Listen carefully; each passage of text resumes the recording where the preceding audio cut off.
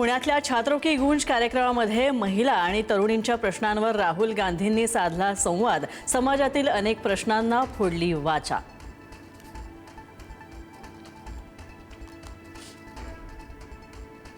Manusmriti is back. पंतप्रधान नरेंद्र मोदी, योगी आदित्यनाथ, मोहन भागवत यांचे video दाखवत राहुल गांधी यांचा हल्लाबोल।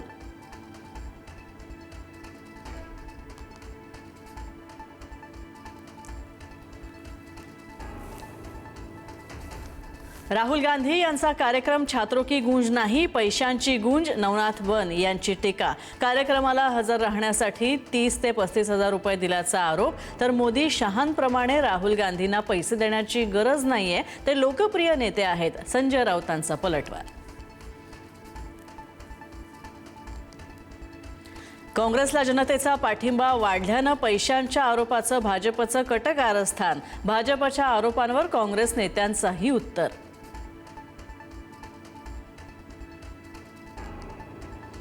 पुण्यातल्या राड्याची राहुल गांधींनी घेतली माहिती। तुम्ही लढत राहा, मी तुमच्या पाठीशी आहे। राहुल गांधींची काँग्रेस नेत्यांना सूचना।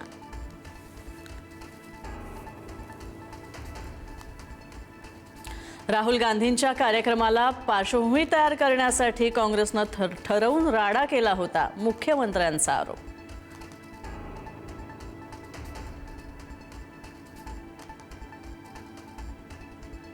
पुण्यात वंदे मातरम कृती समितीचा युवा की आवाज हा विशेष कार्यक्रम रंगला। तर वंदे मातरमचं सामूहिक गायन झालं।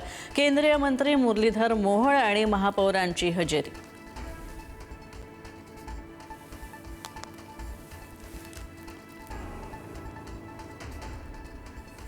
उद्या मुख्यमंत्री देवेंद्र फडणवीस जेनझींसोबत संवाद साधणार। नागपुरात 30,000 जेनझींसोबत संवाद।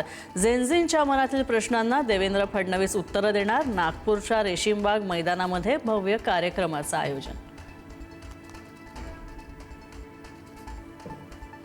बारामतीच्या मोरगावमध्ये संजय राऊतांच्या उपस्थितीमध्ये रामरक्षा पठण आणि महाआरती संपन्न। पक्षाच्या मध्यवर्ती कार्यालयाचंही उद्घाटन।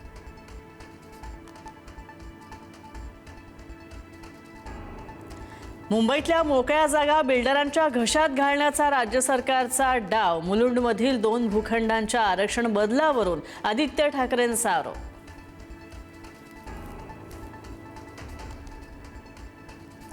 मुंबईमध्ये पार पडली राष्ट्रवादी काँग्रेसच्या कोर कमिटीची बैठक। विलिनीकरण, SIR, महामंडळ वाटपासंदर्भात पार्थ पवार यांची सुनील तटकरे आणि प्रफुल्ल पटेल यांच्यासोबत चर्चा। सोमवारी भाजप नगरसेवकांची तातडीची बैठक। वसंत स्मृती कार्यालयामध्ये बैठकीचं आयोजन। सर्व नगरसेवकांना हजर राहण्याचे आदेश।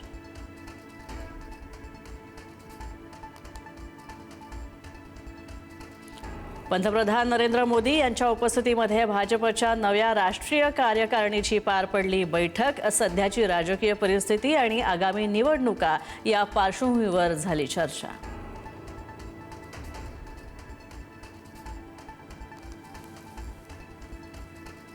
कुलाब्यातील मॅकडॉनल्ड्सच्या किऑस्क स्टोअरचा परवाना निलंबित। पुनर्तपासणीमध्ये 20 गंभीर त्रुटींपैकी 18 त्रुटी आढळल्या। स्वच्छतेचा अभाव, झुरळांचा प्रादुर्भाव आणि स्वयंपाकघरात अन्न कचरा आढळल्यामुळे झाली कारवाई।